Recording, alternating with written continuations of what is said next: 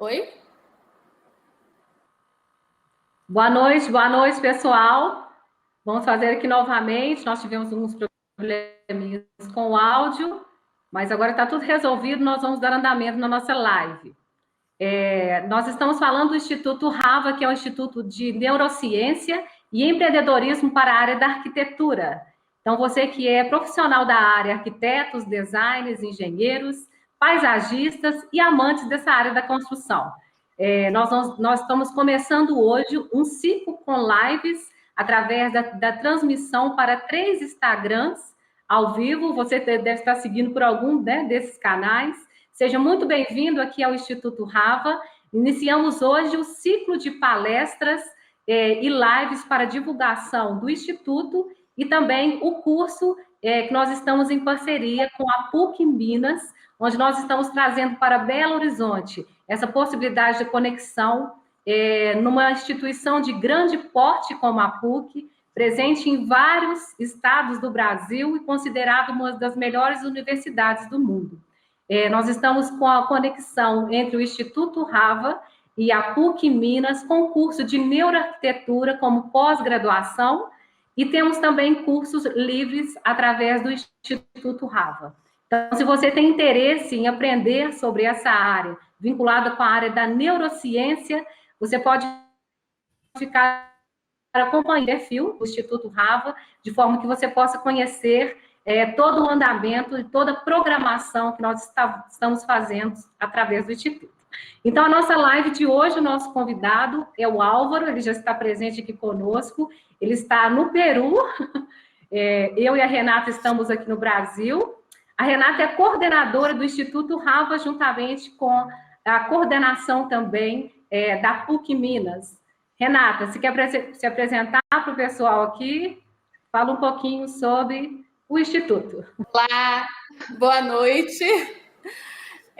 Quero agradecer a vocês que estão aqui junto com a gente, que se preparou, tirou esse tempinho, né, para estar aqui na nossa live. É um prazer estar com vocês, juntamente com o Álvaro, né, já trabalha com neurociência, fenomenologia e arquitetura, e essa live está prometendo demais, né?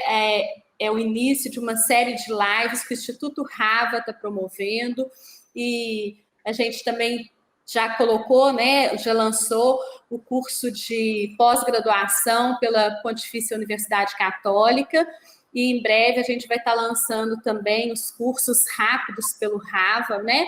Talvez você não tenha disponibilidade de tempo de estar cursando uma especialização por causa do longo período, mas a gente vai estar disponibilizando também esses cursos rápidos pelo Instituto.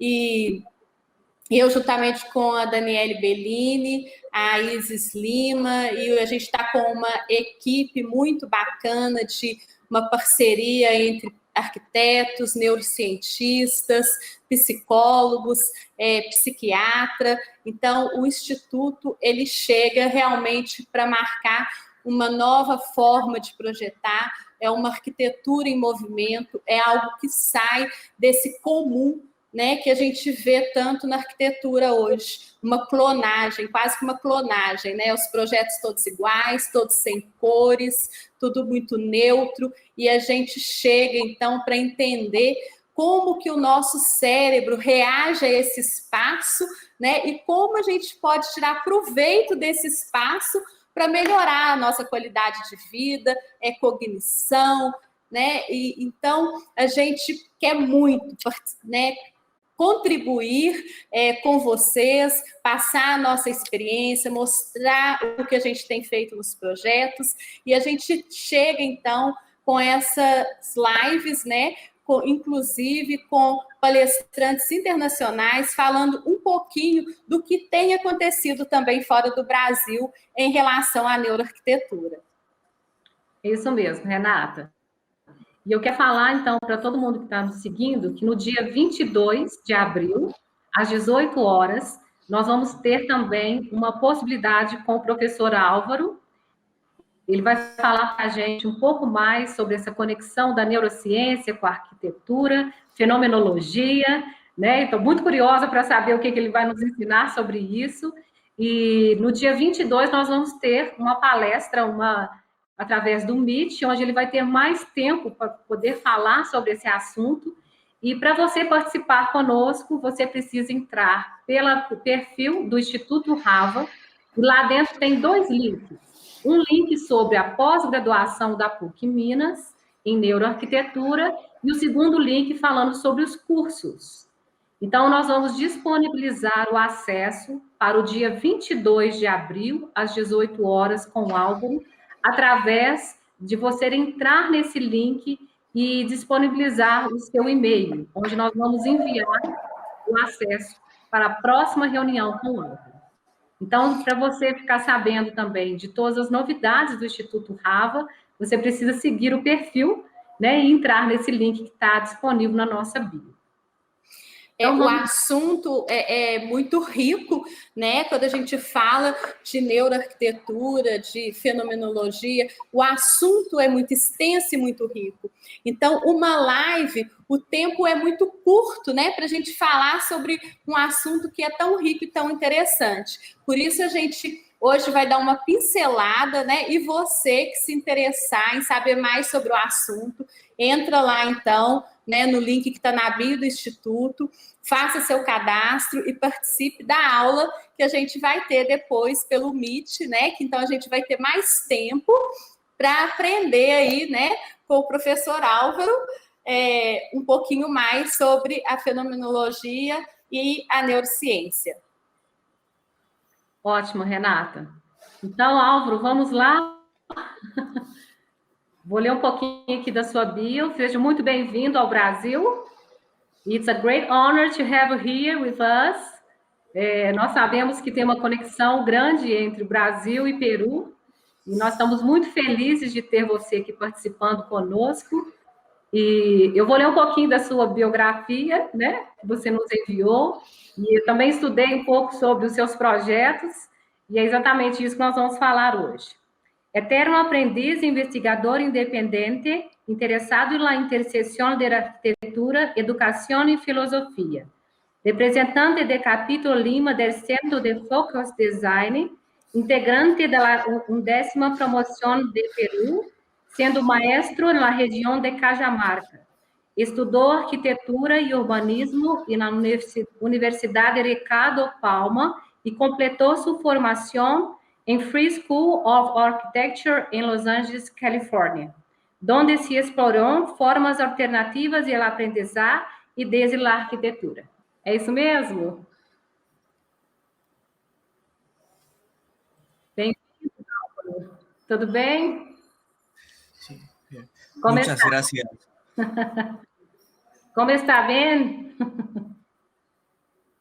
Sí, muchas gracias por la invitación, Daniel, Renata.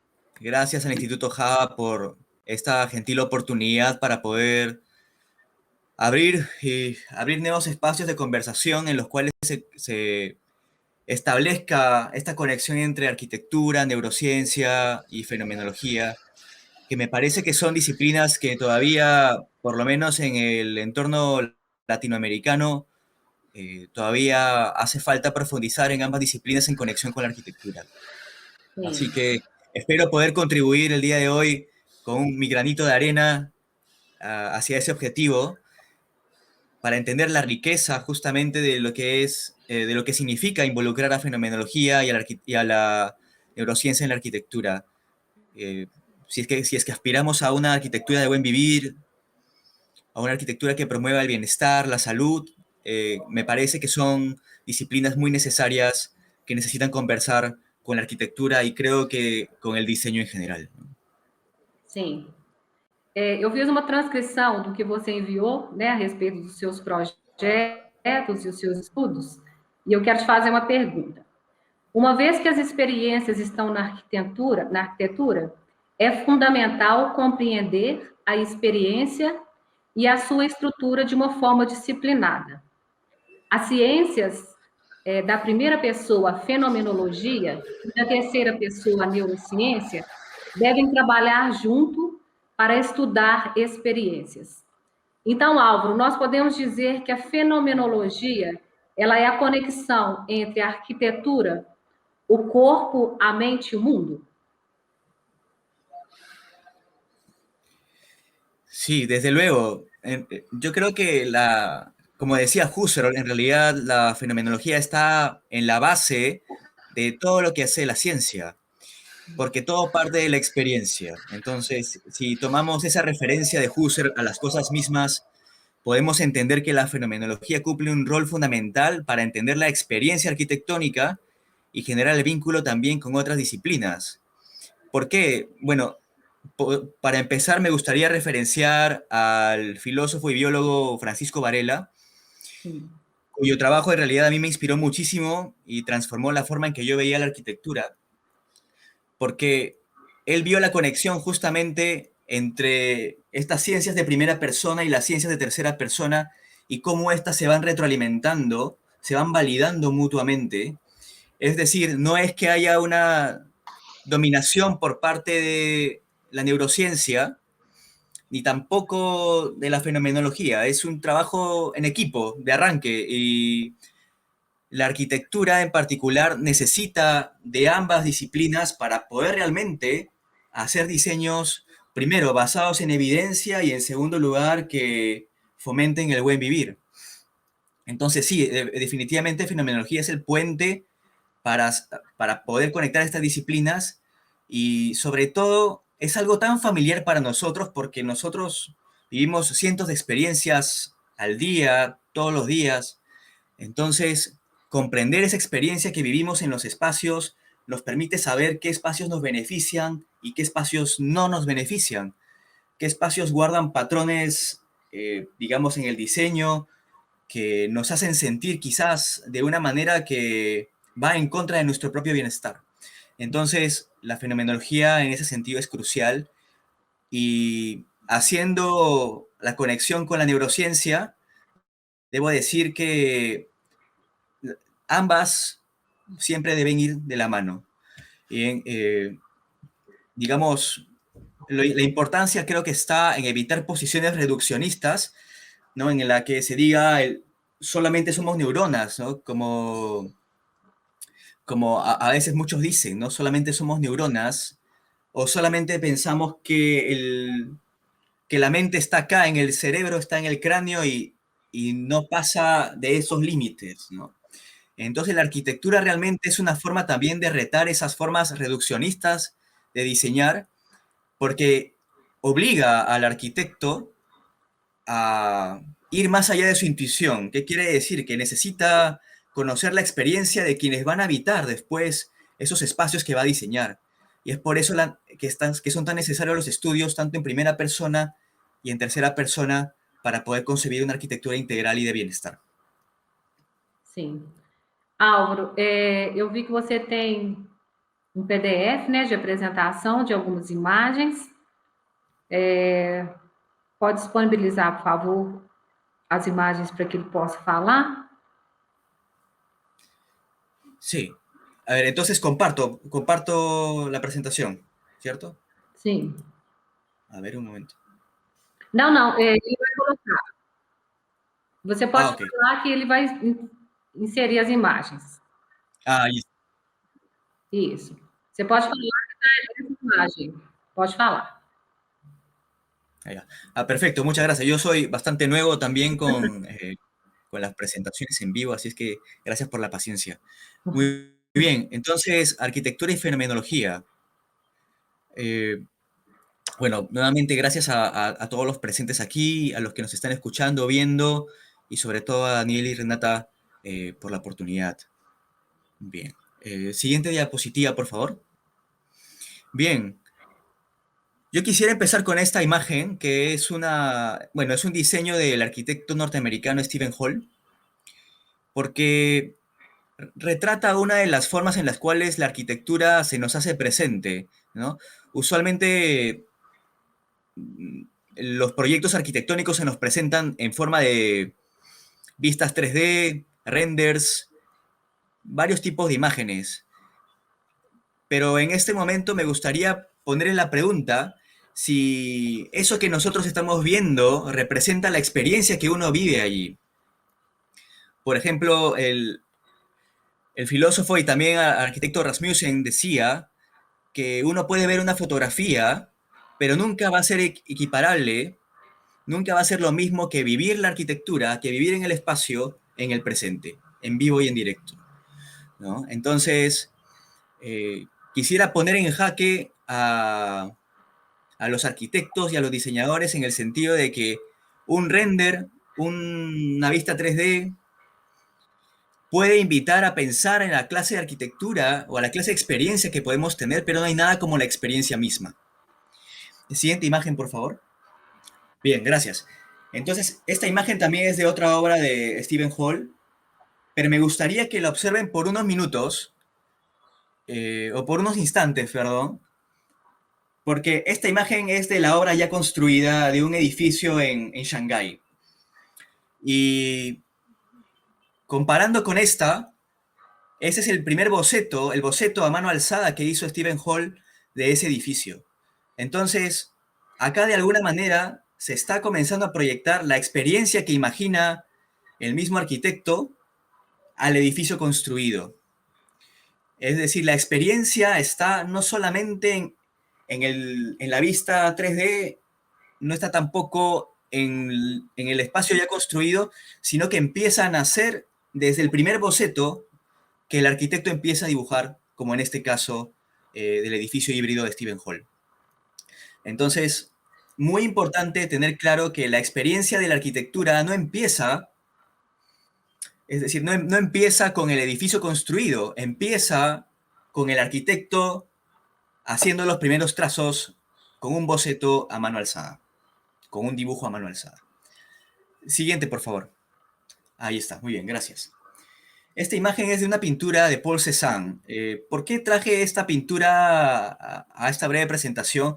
Y es porque justamente un fenomenólogo francés, Maurice Merleau-Ponty, en un pequeño texto titulado La duda de Cézanne, habla justamente de cómo los impresionistas eran los que más se adecuaban al retrato de las cosas como se experiencian.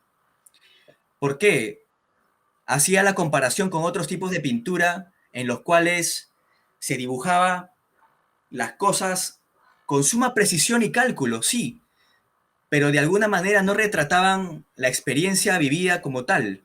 En cambio, resaltaba o remarcaba que Paul Cézanne hacía sus pinturas de tal manera que cada momento que él pintaba era una forma de retratar su percepción directa de lo que él veía y que luego se ponía a dibujar. Entonces, digamos que este es un acercamiento a lo que nosotros podemos entender como una experiencia, tal como lo dice Maurice Merleau-Ponty, es como la experiencia encarnada de Paul Cézanne a través de su pintura. Bien. Siguiente, por favor. Y bien, hablar de fenomenología es hablar de la experiencia. A grosso modo, la fenomenología es el estudio riguroso de la experiencia vivida en primera persona. Y acá vale remarcar dos características que me parecen fundamentales para entender a la fenomenología en su estudio de la experiencia. Para empezar, la experiencia es una. Muchas veces en los estudios que hacemos, en las investigaciones que realizamos, tendemos a partir a todos los elementos de la experiencia, mejor dicho, tendemos a dividir la experiencia en varias partes. Vemos el edificio por aquí, vemos a la persona por acá, o vemos o aislamos ciertos aspectos del edificio. Vemos los materiales por un lado, los colores por otro, o incluso se siente esa falta de unidad cuando se procesan los diseños muchas veces solamente en planta, ¿no? La vista desde arriba de águila, de alto vuelo, pero no tiene, digamos, mejor dicho, no representa realmente lo que la persona va a llegar a experienciar, a vivir en ese espacio. Entonces, entender a la experiencia como una unidad indisoluble. Bien, y en segundo lugar, entender que la experiencia es multisensorial. Creo que eso también es súper importante remarcar, que no solamente aprendemos el espacio con un sentido, que usualmente en la arquitectura se piensa es solamente la vista, ¿no? El ocularcentrismo que decía Palasma, sino que también entran a tallar los otros sentidos, cada uno de ellos. Incluso Palasma habla de un sexto sentido que es la capacidad de capturar la atmósfera de un lugar. Él habla de un sexto sentido, ¿no? Nuestra capacidad de capturar la atmósfera. Entonces, en realidad entender que la experiencia es indisoluble, a pesar de la cantidad de componentes que pueda tener, pero esos componentes no los puedes separar porque de alguna manera hace que esa experiencia pierda sentido. No puedo hablar de una experiencia de arquitectura si solamente hablo de, digamos, de un solo espacio o de una sola característica de ese espacio. Necesito tratar de capturar todos los elementos de la forma que dice Palasma, ¿no? A través de este sexto sentido que nos permite captar la atmósfera. Bien. Y otro aspecto que también señala Palasma, valga mencionar, la multisensorialidad, que todo nuestro sentido, todo nuestro cuerpo está en acción mientras experienciamos un espacio. No sé si hasta aquí quizás hay alguna pregunta de tu parte, Daniel o Renata, o continúo. Sim, pode continuar. Perfecto. Muy bien. Está Siguiente muito diapositiva. bom. Muy bueno. Gracias. Bien. Bueno, este es el arquitecto Juhani Palasma, de quien hablaba hace un momento.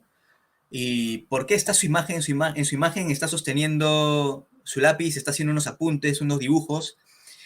La importancia de este dibujo o el mensaje que quiero transmitir acá es que la experiencia no solamente es de quien recorre el espacio, sino que también hay una experiencia de quien diseña el espacio. Entonces se están abriendo varios campos, tanto en la fenomenología como en la neurociencia, para estudiar la experiencia del arquitecto al momento que diseña. Porque a partir de allí se pueden encontrar los patrones o ciertas variantes que podrían ayudarnos a entender cómo diseñar mejor. Entonces, digamos que la experiencia tiene dos matices: de quien crea la experiencia en sí, en este caso nosotros como arquitectos o diseñadores, y por el otro lado, como veremos en la próxima lámina, referida a quien experiencia el espacio, a quien lo vive, a quien lo aprende. Entonces, justamente lo que hablábamos de la experiencia como unidad indisoluble, también el aspecto de la multisensorialidad, lo he tratado de plasmar en esta imagen porque digamos que solamente en la medida en que nosotros prestamos atención a algo, somos capaces de capturar la esencia de este evento, de este espacio. Entonces, usualmente cuando nosotros entramos a una iglesia, por ejemplo, que es el espacio, me parece, sensorial por excelencia, en el sentido que capturamos a través de, digamos, todas las facetas del edificio, la atmósfera que se percibe, sabemos que estamos en un espacio de contemplación, sabemos que estamos en un espacio de silencio, donde queremos sentirnos de cierta manera o buscamos sentirnos de cierta manera. Entonces, la experiencia con la imagen anterior de Palasma era que la experiencia parte del arquitecto y también es importante considerar justamente esa experiencia del arquitecto porque el arquitecto no parte de la nada en su diseño. Él también tiene experiencias previas, él también tiene prácticas anteriores que está mejorando, tiene una serie de intuiciones al respecto de cómo se debe abordar un diseño en particular. Entonces, el arquitecto es parte integral de esa experiencia, consciente o no a veces el arquitecto, pero el arquitecto moldea las experiencias con sus diseños. Y eso lo hace desde el primer momento en que está con su lápiz trazando algún dibujo, algún boceto en el papel. Y esto se traslada en la experiencia que luego nosotros tenemos todos los días en diversos espacios, edificios. Y esa experiencia nuevamente, entender que, bueno, dentro de lo que yo he estado planteando en algunas investigaciones es que es posible entender que hay una correlación entre la experiencia del arquitecto al momento de diseñar y la experiencia de quien está viviendo ese espacio diseñado. Entonces no son dos elementos aislados, sino que son dos elementos que están en correlación y que están en mutua transformación. ¿Por qué? Porque el edificio diseñado y la experiencia que uno tiene en ese edificio alimenta al arquitecto para sus futuros diseños también. Si es un arquitecto atento, que se preocupa realmente por comprender la experiencia de las personas que viven en sus diseños, Entonces aprenderá de esas experiencias y las plasmará en un mejor diseño en otra oportunidad también. Siguiente imagen, por favor. Entonces, el primer término que era muy importante para entender la fenomenología era la experiencia, porque la fenomenología estudia la experiencia de forma rigurosa, la experiencia subjetiva en primera persona de forma rigurosa. Este no es el espacio todavía para conversar acerca de los métodos fenomenológicos en sí, pero es importante mencionar que la fenomenología, no por ser una disciplina que estudie la experiencia subjetiva en primera persona, carezca de métodos o carezca de rigurosidad. Por el contrario, su fundador, Edmund Husserl, planteó una serie de métodos con los cuales se podía estudiar esta experiencia y entender las invariantes o esos elementos que prevalecen en todas las experiencias. Por ejemplo, en la fenomenología, digamos, para el estudio de la experiencia arquitectónica, ¿el objetivo cuál sería, sobre todo? Uno se puede preguntar. La fenomenología permitiría comprender cuáles son esos elementos que hacen que cierta experiencia sea realmente arquitectónica. ¿Qué es lo que diferencia a la arquitectura de la no arquitectura, por así decirlo? ¿O qué diferencia la experiencia arquitectónica a la experiencia ordinaria, digamos, no arquitectónica? Y eso también ayudaría a sí mismo a entender qué es arquitectura para todos nosotros.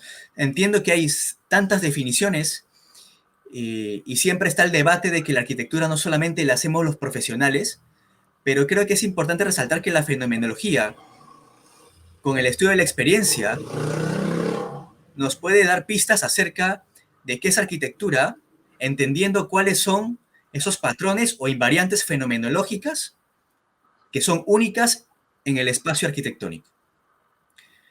Y bueno, el siguiente punto es la enacción. Este es un término que pude recuperar de Francisco Varela.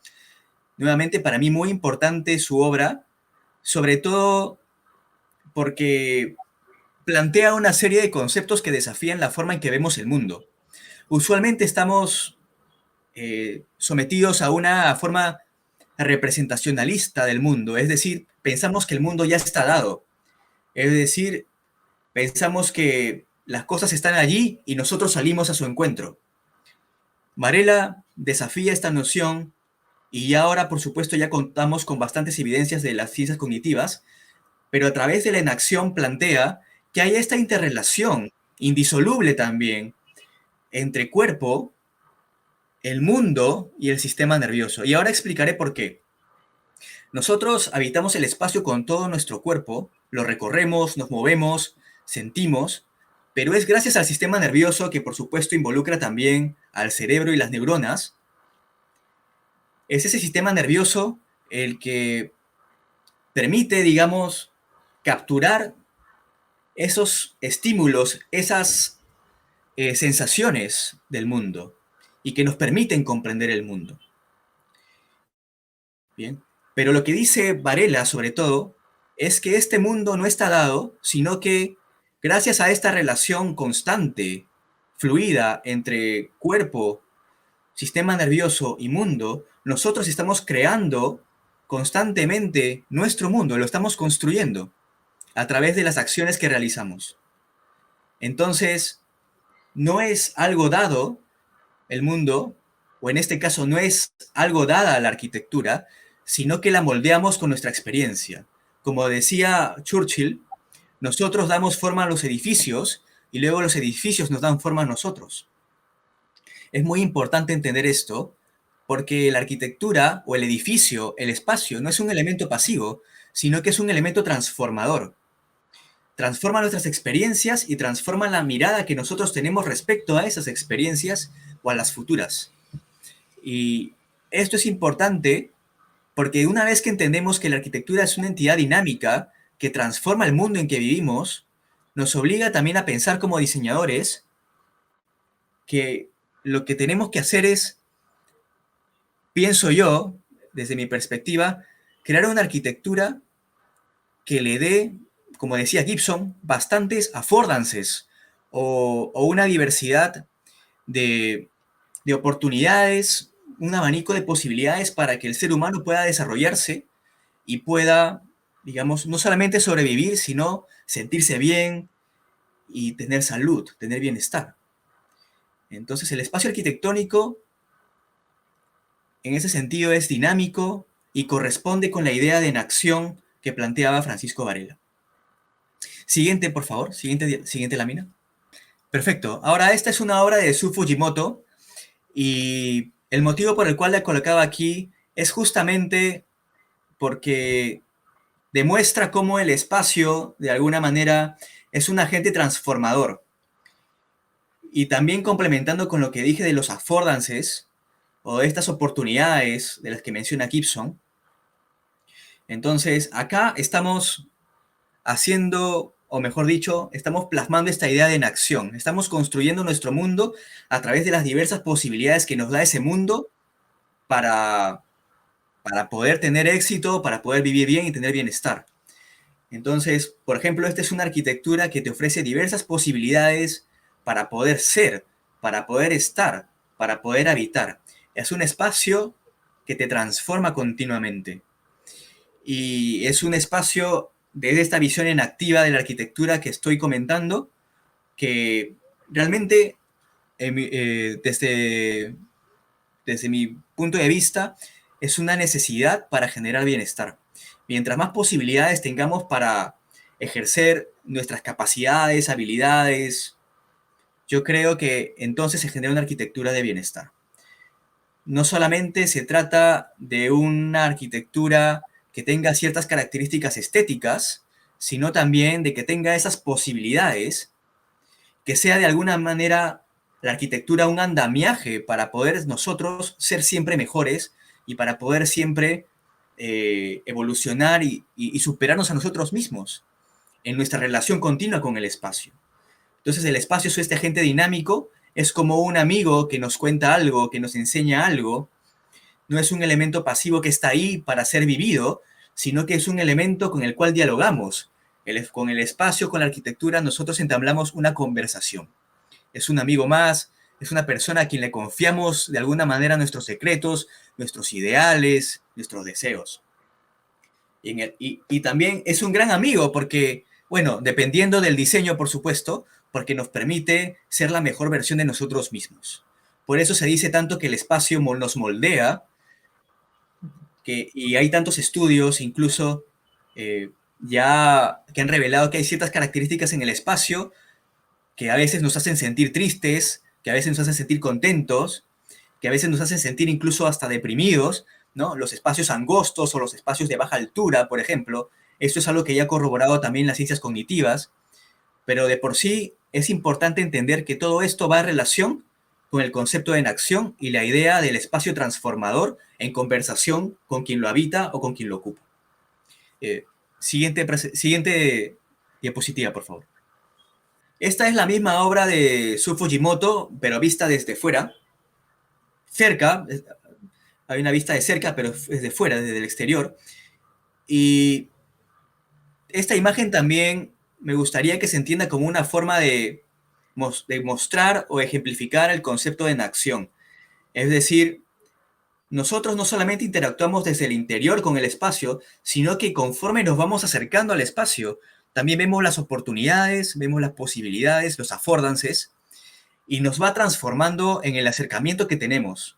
Nuevamente, ver a la arquitectura o al espacio como alguien de repente que quizás estás conociendo, con quien de repente no tienes tanta confianza, te vas acercando y conforme te acercas, vas ganando esta confianza y conforme vas ganando esta confianza, hay esta apertura de tu persona hacia el otro ser, hacia el otro ente y viceversa. Y viene esta especie de abrazo entre los dos entes, entre el ser humano y la arquitectura o el espacio. Entonces, nuevamente recalcar el aspecto dinámico que la arquitectura cumple en nuestra vida. Y no solamente hablando de arquitectura como edificio, porque podríamos estar hablando de la ciudad entera, que es, digamos, un agente que nos moldea constantemente. Cuando salimos a la calle y el tráfico pues está desatado con furia y tenemos las bocinas, tenemos las personas gritando, sentimos la atención, ahí hay un elemento que nos está moldeando o transformando, nos está cambiando en nuestra forma de ser en ese momento. Entonces, conforme nos acercamos al espacio, a las personas que están en ese espacio, a los edificios que están en esos lugares, entonces nosotros nos vamos transformando también. Y es por eso la importancia de la fenomenología, entender la experiencia de estos encuentros.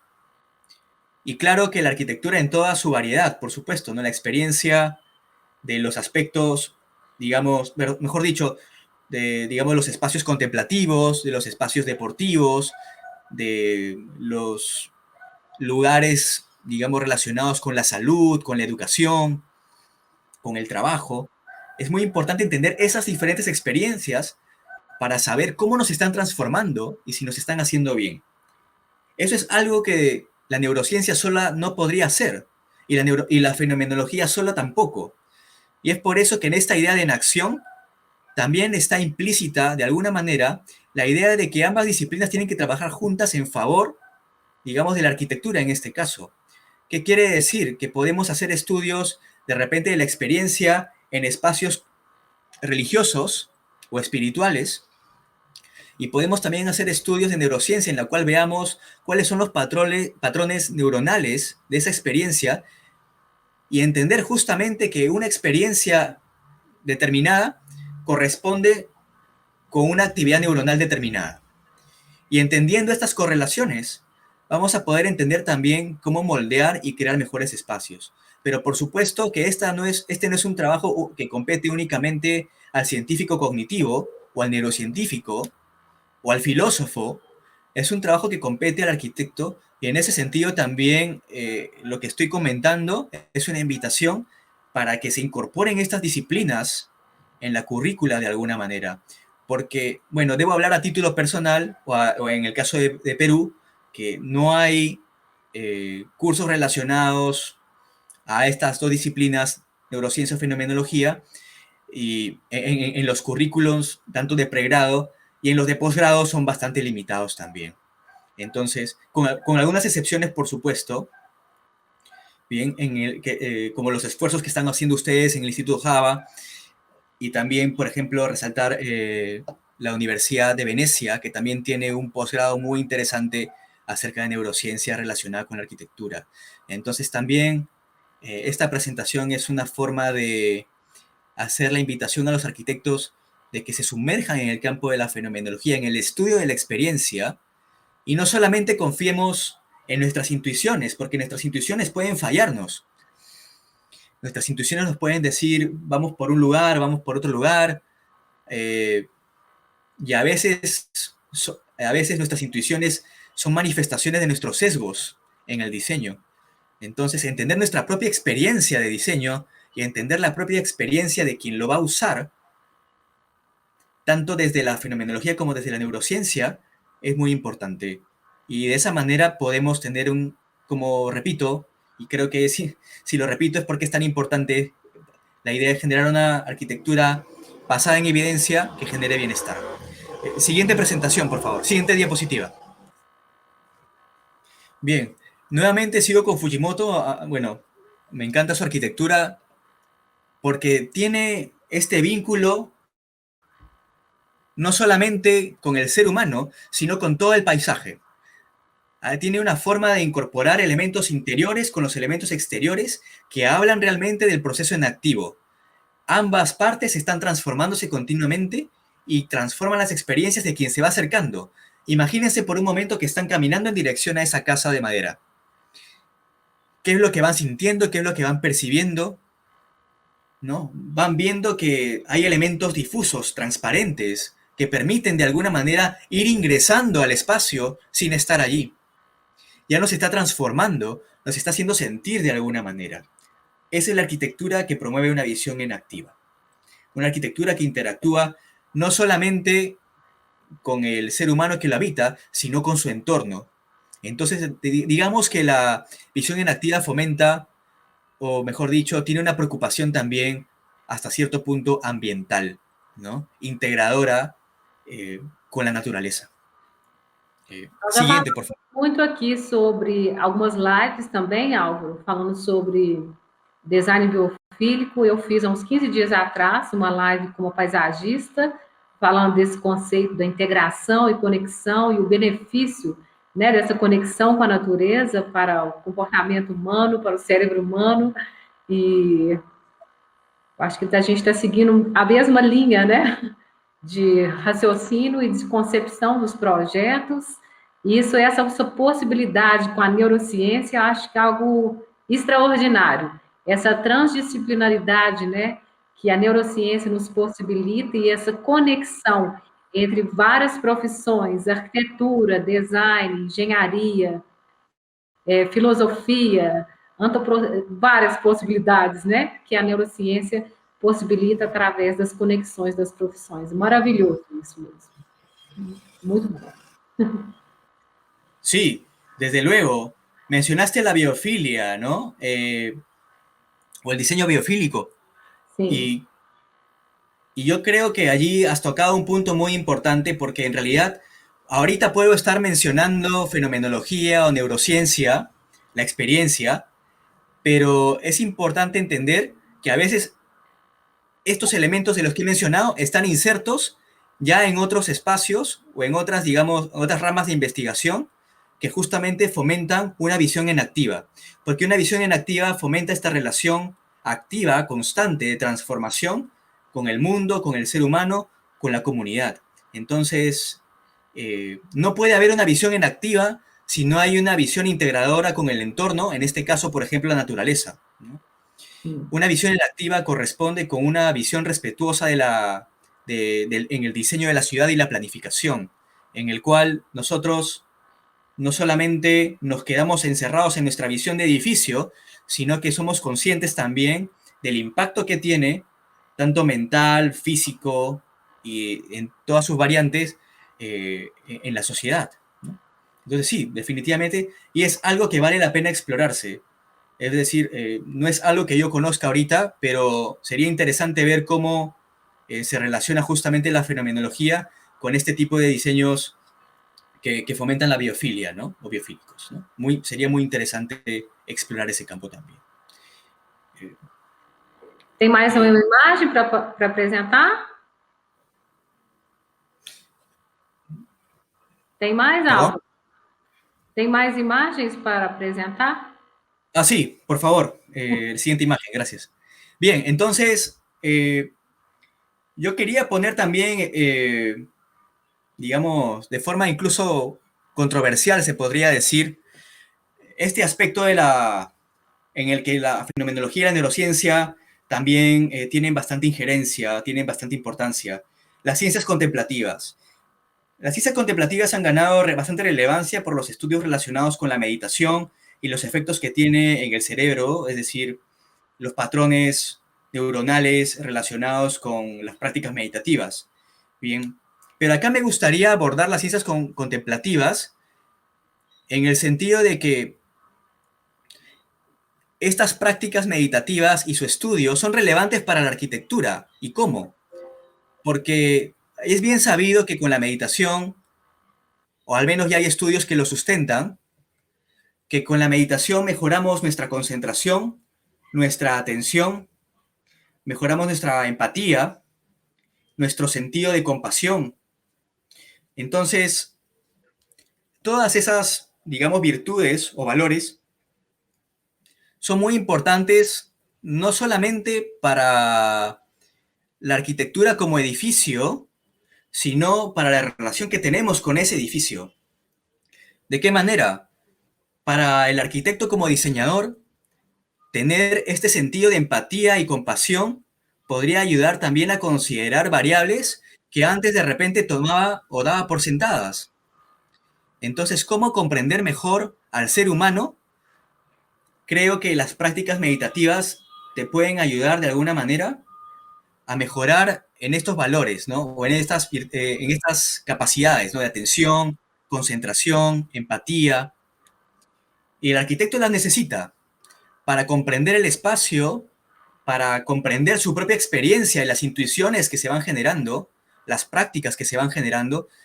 Es muy importante justamente esta capacidad de atención, esta capacidad de concentración, empatía, y también, por supuesto, un aumento de la conciencia, en el sentido de que seamos conscientes de lo que estamos haciendo y del impacto que tiene en el ser humano y en la naturaleza. Eso es por un lado. Si hablamos del diseñador o el arquitecto, las prácticas relacionadas con las ciencias contemplativas o los estudios de las ciencias contemplativas podrían guiar al arquitecto hacia diseños en los que en algunos lugares ya están investigando, estamos hablando de espacios compasivos, ¿no? Hay un término de una arquitecta en la cual justamente habla de urbanismo empático o habla de, digamos, espacios compasivos como una forma de generar bienestar.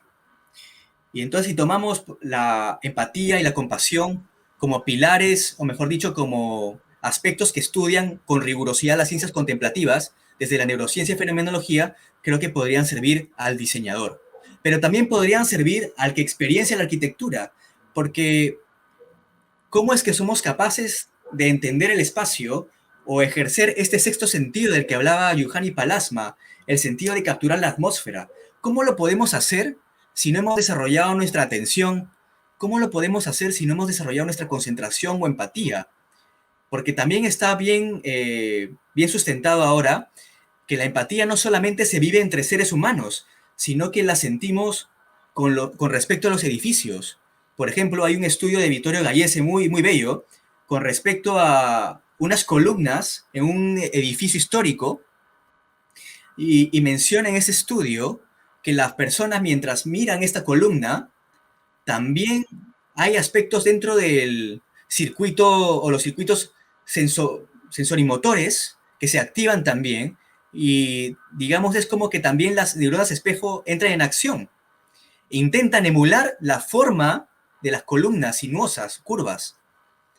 Y en el caso de las columnas que no tienen ningún tipo de movimiento, que son más rectas, más duras, la actividad se reduce, ¿no?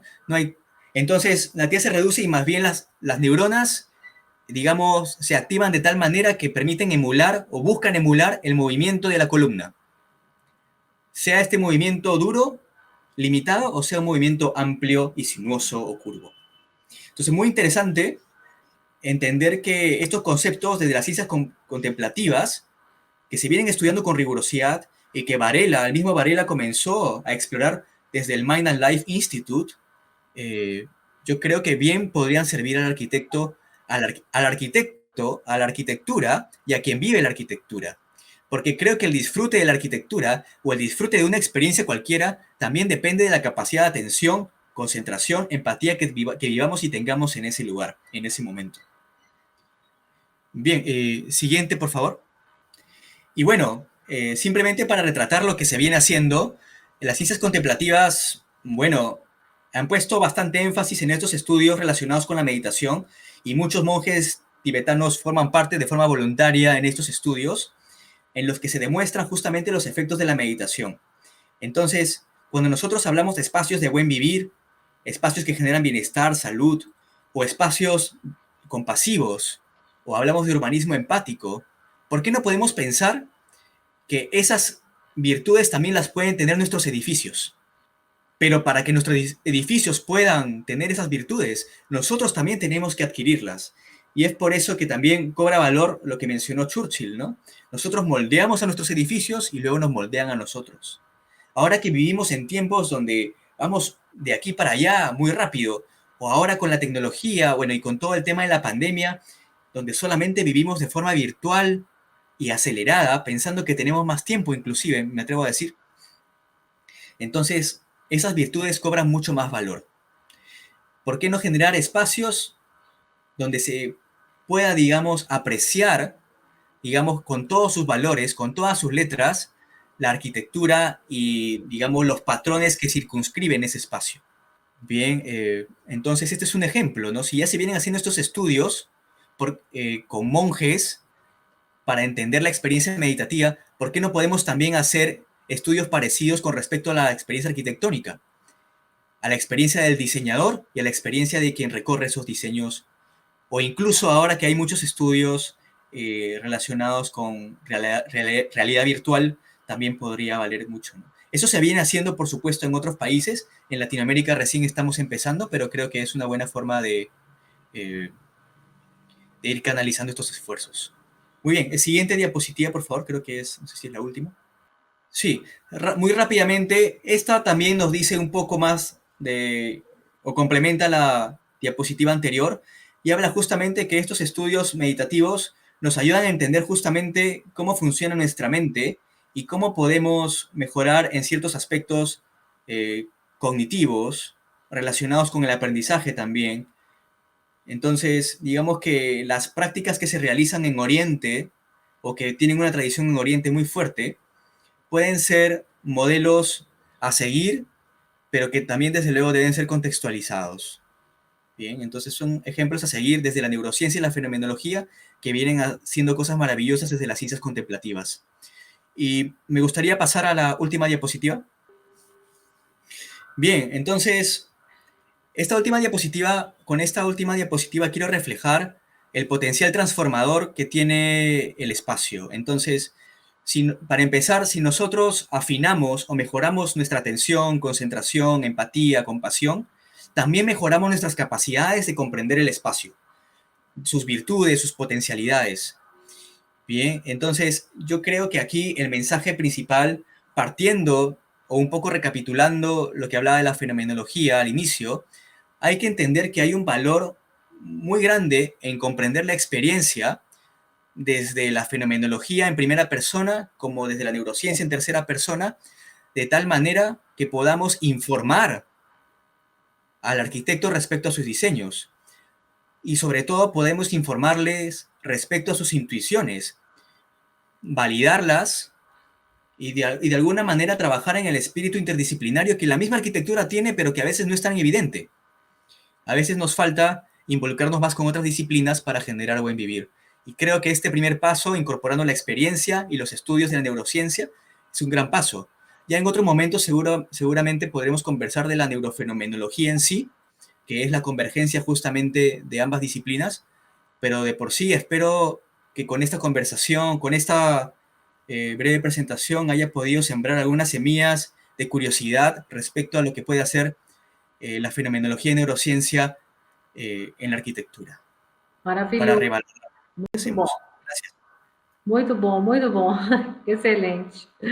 Então, essa nossa conversa com o Álvaro, ela vai continuar. Nós, como eu falei no início aqui para vocês, esse é um ciclo de palestras que nós estamos fazendo toda semana agora, uma live através do Instituto Rava, que é o Instituto de Neurociência e Empreendedorismo para a área da arquitetura. E você pode participar aqui conosco através dos eventos que nós estamos promovendo. No perfil do Instituto Rava, na parte do link, nós temos duas possibilidades. Uma sobre a neuroarquitetura como pós-graduação entre entre o Instituto Rava e a PUC Minas, uma conexão de forma que você vai poder estudar sobre a neuroarquitetura, como o Álvaro falou um pouquinho, a utilização da neurociência é utilizada dentro dos projetos de arquitetura, essa conexão entre o Instituto Rava e a PUC Minas. Lá no link tem duas possibilidades, uma é a pós-graduação, outra são os cursos livres pelo Instituto Rava. Você pode preencher lá que nós vamos mandar o andamento de todas as lives e no dia 22 de abril, às 18 horas, o Álvaro vai falar um pouco mais sobre esse assunto tão importante, tão interessante, né, para nós profissionais da área, e ele vai poder falar um pouquinho mais e dialogar um pouquinho, e as pessoas vão poder participar através do Meet, numa conversa falando um pouquinho sobre a fenomenologia, a conexão da neurociência com a arquitetura, né, com tantas outras áreas. Renata, quer falar um pouquinho? Muito interessante, muito bacana a sua colocação, Álvaro.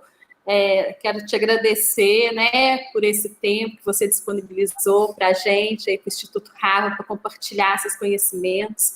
Assim, muito bacana mesmo essa forma, como que a arquitetura, né, ela vai muito além de síntese estética e funcionalidade, né? A arquitetura, eu falo que ela conta a história de um povo, ela muda comportamentos, né? A arquitetura, ela é viva, realmente, né? Então, assim, muito bacana o seu estudo, a sua forma de olhar a arquitetura.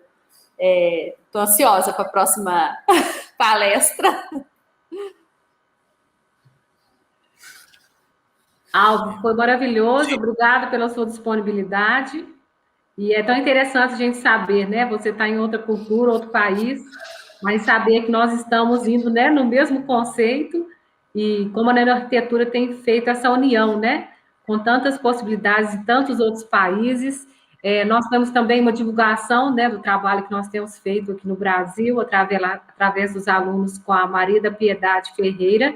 Ela já fez uma live assim com a gente também, é uma professora que está na Alemanha, iniciando os estudos com os alunos. Então, essa possibilidade com a neurociência e essa conexão também é maravilhosa, né, entre outras culturas. Parabéns pela sua apresentação, foi muito esclarecedor e estamos ansiosos para esse novo encontro. E nós vamos encontrar com você novamente no dia 22 de abril, e quem quiser participar, né, dessa possibilidade, dessa reunião pelo Meet, precisa preencher lá, então. O link está disponibilizado aqui no Instituto Rava. Você preenche esse link, nós vamos enviar o acesso. Mostra aí, então, por favor. Ó, nós temos dois links aqui no nosso...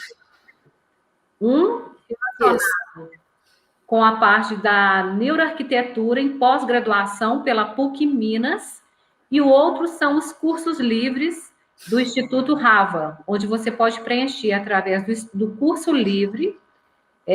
Você preenche e nós vamos enviar para você pelo e-mail o acesso à nova palestra que o professor Álvaro irá fazer pelo Meet. Então, Álvaro, obrigado por essa maravilhosa experiência sensorial, essa conexão com a arquitetura, foi muito, muito legal. Parabéns pela palestra, parabéns pelos slides, e ansiosos pelo nosso novo encontro. Muchas Pessoal, gracias. obrigado. Muchas gracias, muchas gracias. Muchas gracias y hasta pronto. Então, na próxima segunda-feira, nós vamos estar aqui novamente, uma live pelo perfil do Instituto Rava, também pelo meu perfil do Instagram e também pelo perfil da Renata, ao vivo, através dessas 3 possibilidades, também pelo Facebook do Instituto e pelo canal do YouTube. Nós vamos fazer uma live com uma professora do Canadá, ela é espanhola, mas mora no Canadá, e ela vai falar também sobre a neurociência aplicada aos projetos, é uma especialista, é uma professora especializada na área da neuroarquitetura, é a Júlia Del Rio. Então, nós vamos estar novamente aqui, na segunda-feira, às 18 horas, falando no dia 12 de abril, falando novamente com essa possibilidade da neurociência. É uma área nova que está chegando no Brasil por agora, mas lá fora está muito consolidada, tanto nos Estados Unidos quanto a Europa, eles já vêm utilizando esse conceito há bastante tempo, e nós estamos com essa conexão, trazendo para o Brasil essa forma inovadora de concepção dos projetos através do Instituto Rava. Você que é profissional, então, da área da construção, arquitetos, designers, engenheiros e paisagistas, a neurociência, ela possibilita essa transdisciplinaridade entre as profissões e essa nova forma de conceber os projetos, utilizando e afetando diretamente o comportamento humano. Obrigado por vocês estarem aqui conosco, é uma grande honra conectar o Instituto Rava com tantas possibilidades através das lives. Obrigado por vocês estarem aqui conosco. Quer falar mais alguma coisa, Renata? Não, é só isso mesmo, agradecer, né, a todos vocês que estão aqui com a gente, agradecer ao Álvaro e ficar, né, a gente espera vocês na segunda-feira para a gente continuar esse bate-papo sobre neurociência para arquitetura. Isso mesmo. Obrigado, pessoal, por estarem aqui conosco. Estaremos aqui novamente no dia 12 de abril, às 18 horas. Um grande abraço e boa noite. Tchau, tchau. Boa noite a todos.